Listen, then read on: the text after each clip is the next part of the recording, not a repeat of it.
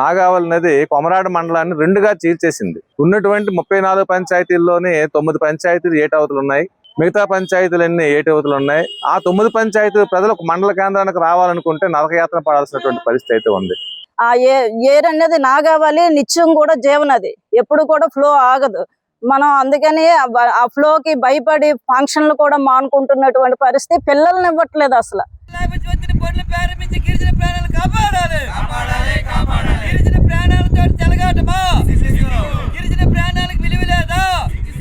ఈ వంతెన నిర్మాణం 3 కోట్లతో ప్రారంభమయ్యి ఇప్పుడు 15 కోట్ల వరకు అంచనా వ్యయం పెరిగింది, కానీ ఇప్పటికీ ఇది పూర్తి కాలేదు. అసలు దీని వెనుక ఉన్నటువంటి కారణాలు ఏంటి?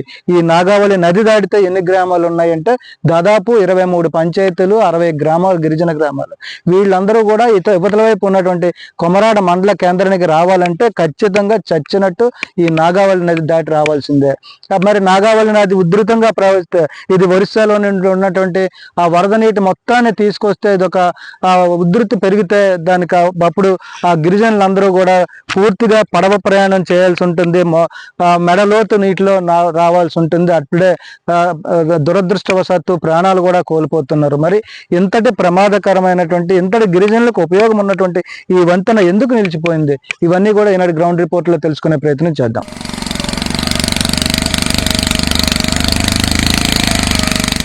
కొమరాడ మండలానికి వర్షాకాలం మొదలైంది. ఈ 6 నెలల కాలంలో కూడా వాళ్ళు మండల కేంద్రానికి రావాలనుకుంటే 50 కిలోమీటర్లు తిరిగి రావాలి. ఎందుకంటే అటు బిన్నిడి కానీ, జోగుపురం నుంచి కానీ, కొండ మీద ఉన్నటువంటి గ్రామాలు, అటు గుణతీరస్ పంచాయతీ కానీ, కెంసల్ పంచాయతీ కానీ, మాదలింగ పంచాయతీ, వన్నాం పంచాయతీ, దళాయపేట పంచాయతీ సంబంధించినటువంటి ప్రజలు వాళ్ళ మండల కేంద్రానికి రావాలనుకున్నా, పార్వతీపురం అవసరాలకు రావాలనుకున్నా, ఆరోగ్యపరమైనటువంటి అవసరాలకు రావాలనుకున్నా చాలా తీవ్రమైన ఇబ్బందులు గురికావాల్సి వస్తుంది. అదే విధంగా ప్రధానంగా విద్యార్థులు చదువుకోవడానికి కాలేజీ కొమరాడలో జూనియర్ కాలేజ్ ఉంది, హాస్టల్స్ ఉన్నాయి, రెసిడెన్షియల్ స్కూల్స్ ఉన్నాయి. స్కూల్స్ కి రావాలనుకుంటే ఈ సీజన్ లో బోట్ల మీద రావాలి. బోట్లు నచ్చితే ఉంటే ఈ రోజు ఒక బోటు సదుపాయం కూడా లేదు. గతంలో గవర్నమెంట్ ఐటీడీ బోట్లు కూడా ఇచ్చింది, ఇప్పుడు బోటు సదుపాయం కూడా లేనటువంటి పరిస్థితి అయితే ఉంది.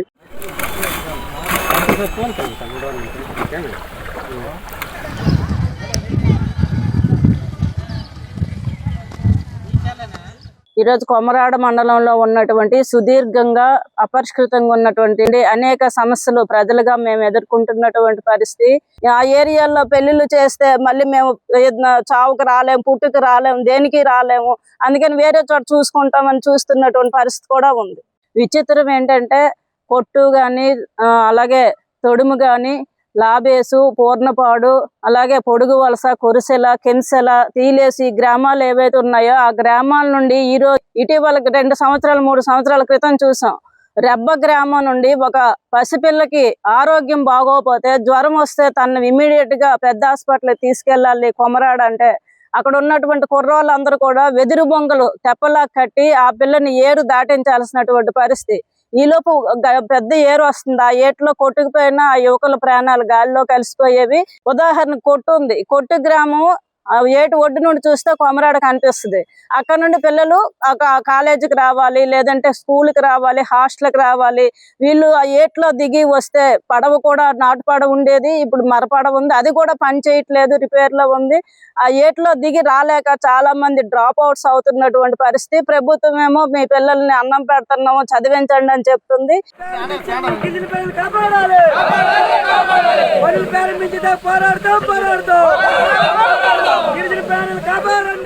మనం చూసుకుంటే ఈ వెనక కనిపిస్తున్నటువంటి ఈ వంతెన ఏదైతే ఉందో ఇది సగంలో నిలిచిపోయింది. దీని వయసు ఇప్పటికీ 20 సంవత్సరాలు అవుతుంది. అంటే 2006లో ప్రారంభమైనటువంటి ఈ వంతెన ఈ రోజుకి కూడా పూర్తి అవ్వలేదు. 2006లో శంకుస్థాపన చేసినప్పటి తరువాత వీటి నిర్మాణాలు అయితే సగం అలా కొనసాగుతూ ఇప్పటికైతే ఈ స్థితిలో నిలిచిపోయిందని చెప్పుకోవచ్చు. ఇప్పటికీ 70% పనులు అయితే పూర్తయ్యాయి, ఇంకా 30% పనులు పూర్తి అవ్వడానికి కూడా మేనమేషాలు లెక్కిస్తున్న పరిస్థితి. అసలు ఈ వంతెన నిర్మాణానికి ఉన్నటువంటి నేపథ్యం ఏంటి? ఆ కనిపిస్తున్నటువంటి నాగావళి నది ఏదైతే ఉందో ఈ నాగావళి నదిలో గిరిజనుల కష్టాలన్నీ కూడా సజీవ సాక్ష్యాలుగా ఉన్నాయని చెప్పుకోవచ్చు. ఇందులోనే 96లో జరిగినటువంటి ఒక పడవ ప్రమాదంలో 32 మంది గిరిజనులు ప్రాణాలు కోల్పోయారు. ఆ తరువాత పురుడు పోసుకున్నదే ఈ నాగావళి నది మీద ఉన్నటువంటి పూర్ణపాడు లాబేసు వంతెన.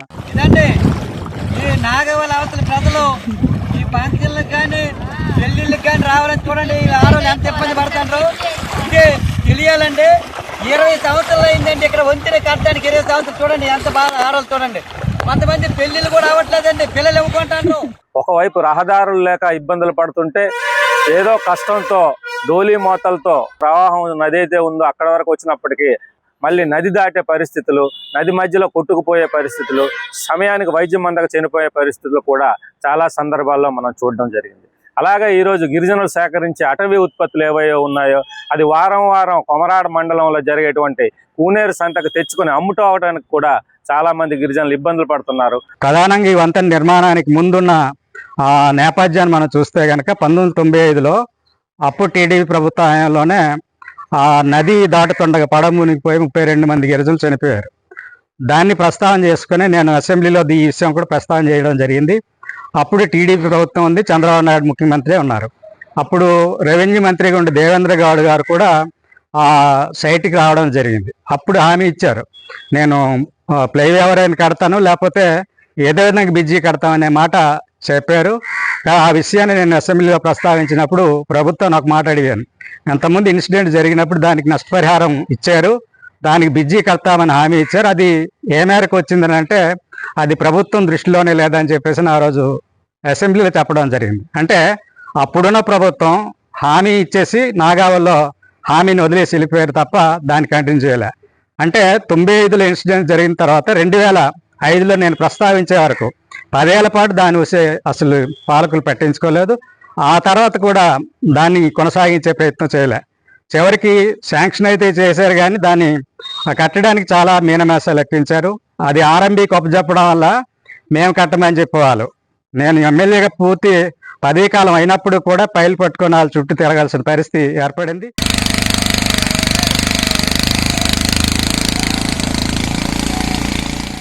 వంతెన 1 సంవత్సరంలో పూర్తి చేస్తామని ఇంతవరకు కూడా వంతెన పూర్తి కాలేదు. నిధులు మంజూరైన తర్వాత 20 సంవత్సరాల వరకు వంతెన పూర్తి కాలేదు. కేవలం 2 పిల్లర్లు స్లాబులు వేస్తే పూర్ణపాడు లోబేసు వంతెన పూర్తవుద్ది. ఈ 2 పిల్లర్లకి 2 స్లాబులు వేయడానికి దాదాపు 20 సంవత్సరాలు పట్టడం అంటే చాలా దురదృష్టకరం. గిరిజనులంటే ప్రభుత్వాలకి చిన్నచూపు తప్ప ఇంకోటి లేదు. పూర్ణపాడు లాబేసు వంతెన్ని ఒక ఎన్నికల నినాదంగా తీసుకుంటున్నారు, ఎన్నికల హామీగా మిగిలించుకుంటున్నారు తప్ప మేము అధికారంలో వస్తే కడతామని చెప్పడం తప్ప దానికోసం పోరాటం చేయడం కానీ దాన్ని పూర్తి చేయాలని చిత్తశుద్ధితో పనిచేయడం కానీ అధికార పార్టీకి కానీ ప్రతిపక్ష పార్టీకి కానీ ఉండడం లేదు. పూర్ణపాడు లాబేసు వంతెన 20 సంవత్సరాలు అవుతుంది. సుమారు నా 70% పనిచేసిన ఇంక 30% పనిచేయడంలో ఈరోజు పార్టీలన్నీ కూడా మేనమేసలేసే పరిస్థితి ఉంది. ఈరోజు గత వైఎస్ జగన్మోహన్ రెడ్డి ప్రభుత్వంలో కాంట్రాక్ట్ గారు వచ్చారు. కాంట్రాక్ట్ వచ్చి పనిచేసిన తర్వాత ఆయనకి డబ్బులు ఇవ్వడం వెళ్ళిపోయారు. ఆ సందర్భంలో ఇక్కడ కూటమి ప్రభుత్వంలో ఉన్న ఇప్పుడు జగదీశ్వర మేడం గారు ప్రతిపక్షం ఉండేటప్పుడు మాతో ధర్నాకు కూడా వచ్చారు.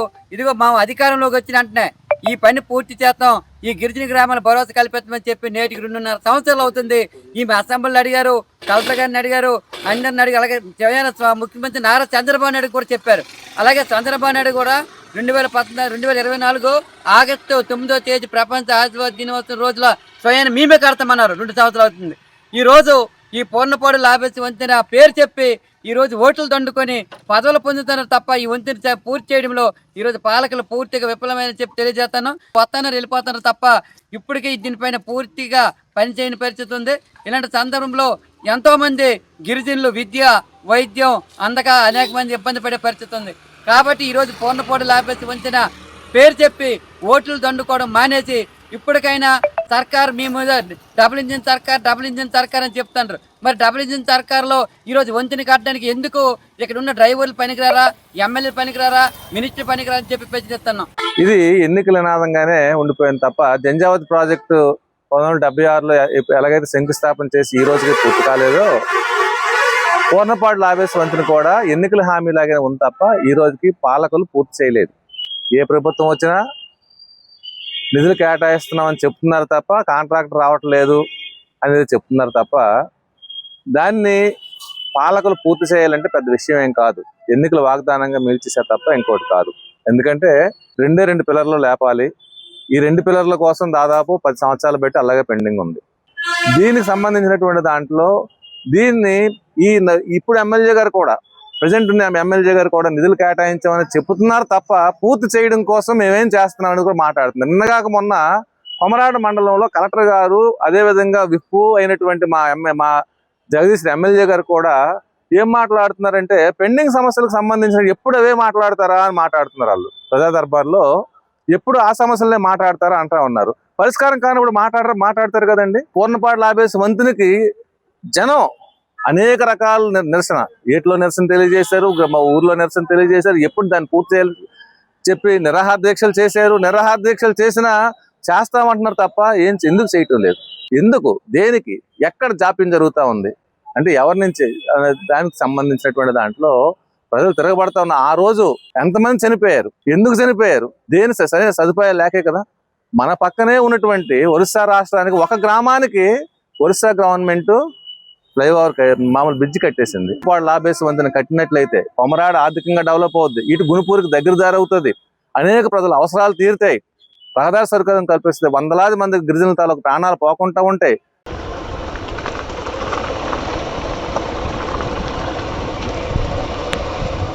పూర్ణపాడు లాభేసి వంతెనకి సంబంధించి కూడా ఇప్పటివరకు కూడా వివిధ దఫాలుగా ఆ బడ్జెట్లు అయితే పెరుగుతూ వస్తున్నాయి. ప్రస్తుతం దాని పరిస్థితి ఏంటి తెలుసుకునే ప్రయత్నం చేద్దాం. మనతో పాటు కూడా పంచాయతీరాజు డిప్యూటీ డిఈ సంజయ్ రావు గారు ఉన్నారు. సార్, పూర్ణపాడు సంబంధించి కూడా గత 20 ఏళ్ళుగా వివిధ దఫాలుగా బడ్జెట్ పెరుగుతూ వస్తుంది. ఇప్పుడు ఏ దశలో బ్రిడ్జ్ ఉంది, ఎప్పుడు పూర్తయ్యే అవకాశం ఉంది? ప్రజెంట్ పూర్ణపాడు లాభేసి బ్రిడ్జ్ 7 స్పాన్లు అయ్యాయండి. ఇంకా 5 స్పాన్లు వేయాల్సింది. 12 స్పాన్ల బ్రిడ్జ్ అది. 7 స్పాన్లు కంప్లీట్ చేసేసిన తర్వాత కాంట్రాక్టర్ వదిలిపెట్టి వెళ్ళిపోవడం జరిగింది. వెంటనే ఆ కాంట్రాక్ట్ని టెర్మినేట్ చేశారు. గవర్నమెంట్ టెర్మినేట్ చేసి 2025లో 1580 లక్షలు రీరివైజ్డ్ అడ్మినిస్ట్రేటివ్ శాంక్షన్ ఇవ్వడం జరిగింది. దాని ప్రకారం పార్ట్ ఏ కంప్లీటెడ్ వర్క్ తీసేసి పార్ట్ బి ఇన్కంప్లీట్ వర్క్ ఎస్టిమేట్లు వేయడం జరిగింది. రీసెంట్ రేట్స్తో 24-25 SSRతో అది గవర్నమెంట్కి పంపించడం జరిగింది. దాని మీద టెండర్స్ మా ఎస్సీ గారు పిలిచారు. ఆ టెండర్స్కి 3 కాల్స్ పిలిచినా ఎవరు రెస్పాండ్ కాలేదండి. దానివల్ల ఏంటంటే మళ్ళీ గవర్నమెంట్కి అడిగాము, అంటే మా ఈఎన్సీ గారు అడిగారు, ఈ టెండర్ క్యాపింగ్ తీసి పెర్మిషన్ ఇస్తే ఎవరైనా కాంట్రాక్టులు వస్తారు, ఈ టెండర్ ప్రక్రియ క్యాపింగ్ తీసేస్తే అంటే టెండర్ ఎక్సెస్ పర్సెంటేజ్ వేసుకోవడానికి ఒక లిమిట్ ఉంటుందండి మన స్టేట్ గ్రాంట్లకి. అది ఇప్పుడు 10% కంటే ఎక్కువ అంటే సిపిపి పోర్టల్లో వేసుకోవాలి. టెండర్ పర్సెంటేజ్ ఎక్సెస్ కావాలంటే అది పెర్మిషన్ గవర్నమెంట్గా అడిగాము. అది గవర్నమెంట్ ఇంతవరకు ఇవ్వలేదు.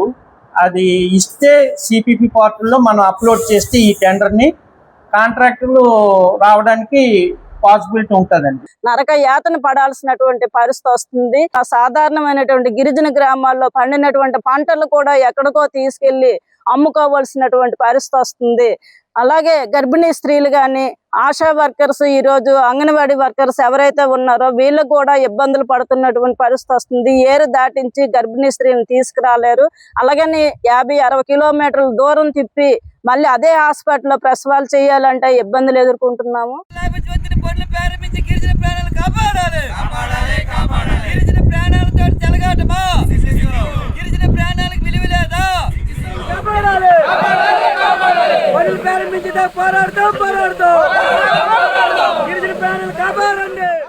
చూశారు కదా, గిరిజనుల ప్రాణాలకు కూడా లెక్క చేయకుండా ప్రభుత్వాలు తీసుకుంటున్నటువంటి నిర్ణయాల ప్రకారం కూడా ఈ పూర్ణపాడు లాభేసి వంతెన పూర్తి కావడానికి అసలు ఎప్పటికి పూర్తి అవుతుందో కూడా తెలియదు. ఇటీవల కాలంలో మనం చూసుకుంటున్నాం, ఆధునిక టెక్నాలజీతో దేశవ్యాప్తంగా కూడా అనేక రాష్ట్రాల్లో సముద్రం మీద కూడా దాదాపు 3 నుంచి 5 కిలోమీటర్ల దూరాన్ని కూడా సముద్రం మీద వంతెనలను నిర్మించి రహదారులు ఏర్పాటు చేస్తున్నటువంటి ఈ నేటి కాలంలో కేవలం 400 మీటర్లు, 11 పిల్లర్లు, 12 స్లాబులతో నిర్మించాల్సినటువంటి ఈ వంతెనకైతే ఎప్పటికీ 20 సంవత్సరాలు దాటుతున్నా దానికైతే మోక్షం లేదని చెప్పి కూడా గిరిజనులు ఆవేదన వ్యక్తం చేస్తున్నారు. ఏదైతే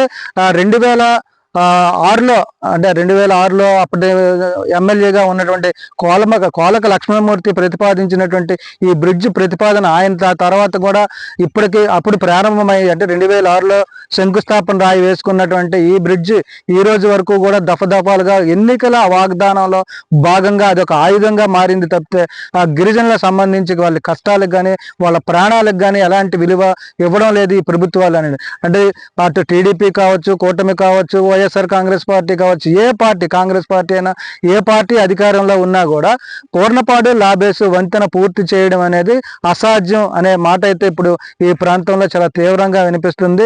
ఇప్పటికీ చాలా మంది కూడా ఏదైతే 96లో 32 మంది గిరిజనుల ప్రాణాలను అయితే ఈ నాగావళి నది పొట్టన పెట్టుకుంది. తర్వాత తరచూ కూడా చాలా మంది గిరిజనులు ఇదే నాగావళి నదిలో కొట్టుకుపోయి ప్రాణాలు పోగొట్టుకున్నా కూడా ప్రభుత్వానికి అయితే మాత్రం దీని మీద చిత్తశుద్ధి లేదు అని చెప్పి విమర్శలు అయితే తీవ్ర స్థాయిలో వినిపిస్తున్నాయి. ఈ ప్రతి ప్రభుత్వం వచ్చినప్పటికీ కూడా దాన్ని అంచనా వ్యయం పెంచుతూ నిర్మాణాలు చేపడతామని చెప్పి హామీలు ఇవ్వడం తప్పితే ఇంతవరకు అదైతే కార్యరూపం దాల్చలేదు. 70% పూర్తయినటువంటి ఈ బ్రిడ్జి కేవలం 30%తో ఆగిపోవడం పట్లేదు గిరిజనులు తీవ్రమైనటువంటి ఆగ్రహాన్ని, ఆవేశాన్ని కూడా వ్యక్తం చేస్తున్నారు. మా పోరాటాలకు విలువ లేదు, మా ప్రాణాలకు విలువ లేదు అంటూ కూడా ఆ గిరిజనులు అయితే ఆవేదన వ్యక్తం చేస్తున్న పరిస్థితి కనిపిస్తుంది. మరోవైపు గతంలో ఇక్కడ పనిచేసినటువంటి ప్రజాప్రతినిధులు స్వయంగా ప్రతిపాదించినటువంటి బ్రిడ్జ్ పనులు పూర్తి కాకపోవడం పట్ల వాళ్ళు కూడా ఆవేదన వ్యక్తం చేస్తున్నారు. ఇప్పుడున్నటువంటి స్థానిక ఎమ్మెల్యే ఇటీవల కాలంలో అసెంబ్లీలో ప్రస్తావించినది స్వయంగా చంద్రబాబు నాయుడు ఈ బ్రిడ్జ్ పూర్తి చేస్తామని చెప్పి ఇప్పటికే 2.5 సంవత్సరాలు అవుతుందట. ఆ 2.5 సంవత్సరాలు అయినప్పటికీ కూడా ఇప్పటికీ దీనికి ఎలాంటి చలనం లేదు. దీని వెనకట్లయితే పూర్తిగా రాజకీయ కారణాలు, రాజకీయ కమిషన్లు, కాంట్రాక్టర్లను ఇబ్బంది పెడుతున్న పరిస్థితులు ఇవే ఎక్కువగా కనిపిస్తున్నాయి. వాస్తవంగా ఈ 400 మీటర్ల వెడల్పు ఏదైతే ఉందో నాగావళి నది, నాగావళి నది 400 మీటర్ల వెడల్పు ఉన్నటువంటి నది మీద బ్రిడ్జ్ నిర్మించడం అనేది అయితే అసాధ్యం కాదు. కానీ ఇక్కడ ఉన్నటువంటి స్థానిక రాజకీయ పరిణామాలు, కాంట్రాక్టర్లు పెడుతున్నటువంటి ఇబ్బందులు ఇవన్నీ కూడా వీటిల్లో పూర్తిగా మనం పరిశీలన చేయొచ్చు. మరీ ముఖ్యంగా చూసుకుంటే ఇప్పటి వరకు కూడా వేసవి కాలంలో ఇక్కడ నీరు అయితే తక్కువగా ఉంటుంది. ఈ తక్కువగా ఉన్నప్పుడు నిర్మాణాలు చేయడం చాలా సులభం అవుతుంది. కానీ మళ్ళీ ఇప్పుడు వర్షాకాలం వచ్చింది, ఋతుపవనాలు వచ్చాయి, ఒరిస్సాలో ఎక్కువగా వర్షాలు పడిన నేపథ్యంలో ఆ వరద నీరు మొత్తం వస్తుంది. అంటే ఈ వర్షాకాలం అంతా కూడా మళ్ళీ ఎలాంటి పనులు చేయడానికి ఇక్కడైతే వీలు పడని పరిస్థితి. ఇప్పటికే శిథిల స్థితికి పూర్తి కాకముందే శిథిల స్థితికి చేరుకున్నటువంటి పూర్ణపాడు లాబేసు వంతెన ఇంకా పూర్తి అవుతుందా లేదా ఇది జీవిత కాలం కూడా ఎన్నికల హామీగా నిలిచిపోతుంది అనేది అయితే వేచి చూడాల్సిన పరిస్థితి కనిపిస్తుంది. వీడియో జర్నలిస్ట్ శివశంకర్తో రాజు, ఐ న్యూస్, పూర్ణపాడు లాబేసు వంతెన దగ్గర నుంచి.